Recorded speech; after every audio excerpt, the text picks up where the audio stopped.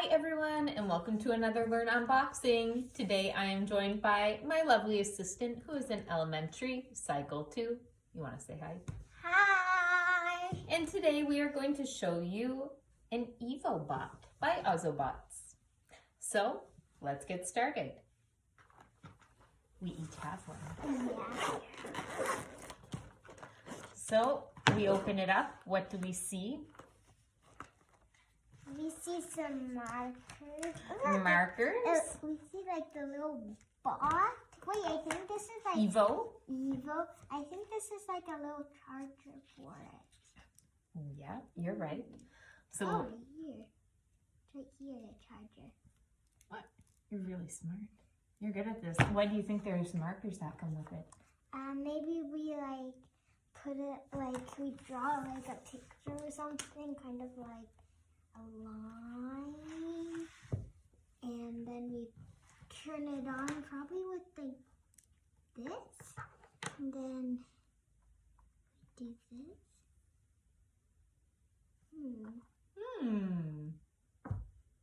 It's glowing green now. Why is it glowing green? I don't know. To figure it out. Okay, what else came in the box? Oh, meet Evo. We have here some instructions probably. Let's see. Meet Evo, your creative companion. Great, we have a get to know Evo. We have like some stickers. We have some stickers here. Ask Evo anything. Place it on start and reveal the answer. Ooh, that looks fun. Oh, Some color coding emojis. Oh, and some stickers. That's fun. I love drawing a sticker. And we have a color coding chart. Great, I'll give you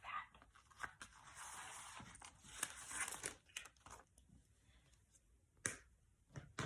Great, so here we have Evo. I'm gonna talk while my assistant is testing. Oh, you figured it out! So what color did you need for? Black.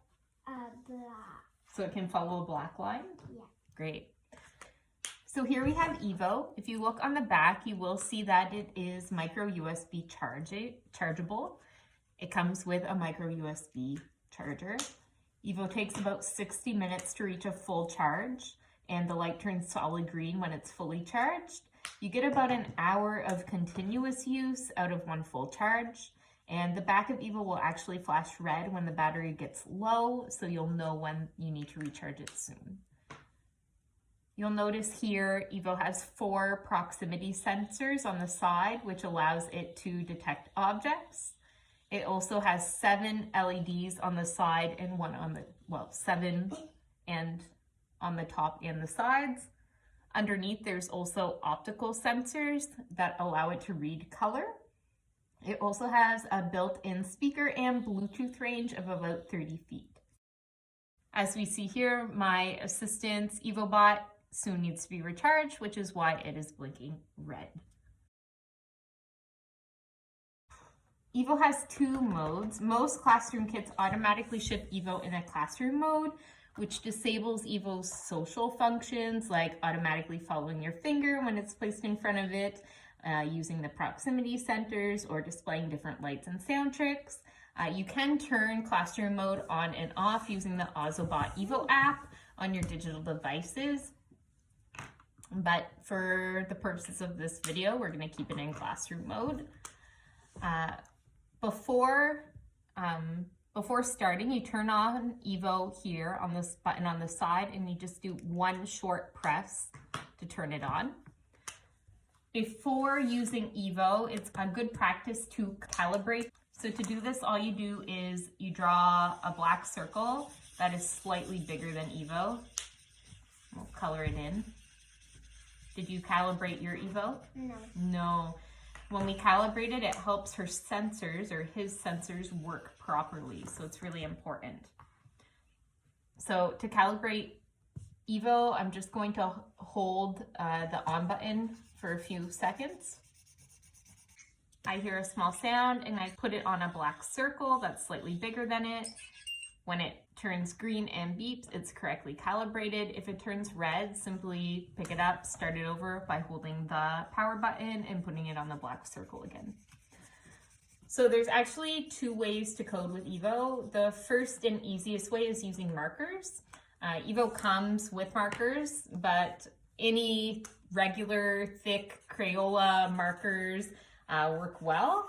I do find that it has some difficulty reading super thin or fine tip markers. Evo will follow a black line. So for example here, we're gonna draw a straight black line. Did you try this already?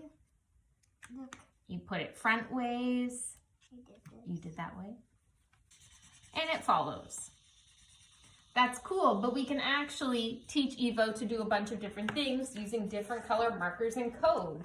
So here we have a color code chart with all kinds of different things we can teach Evo to do, like different speeds, different directional moves, timers, playing things. So let's try here. I did this one. Oh, nice. It showed me the instructions. Cool. Did it work well? Yeah, it worked well. Look, mine is really red. Oh. Yeah, and your battery is low, but that's okay.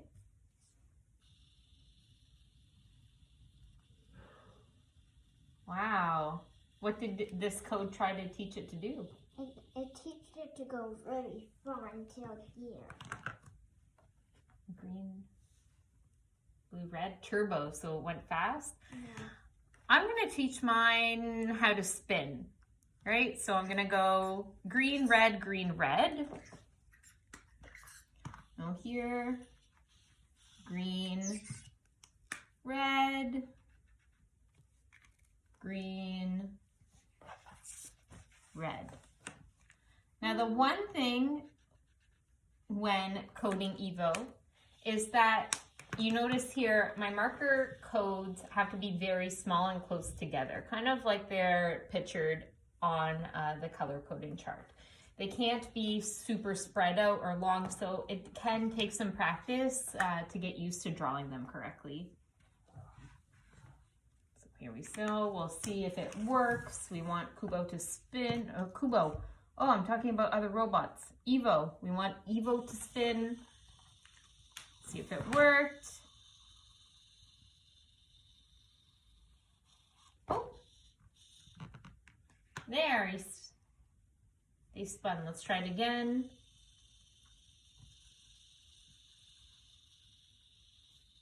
Wow.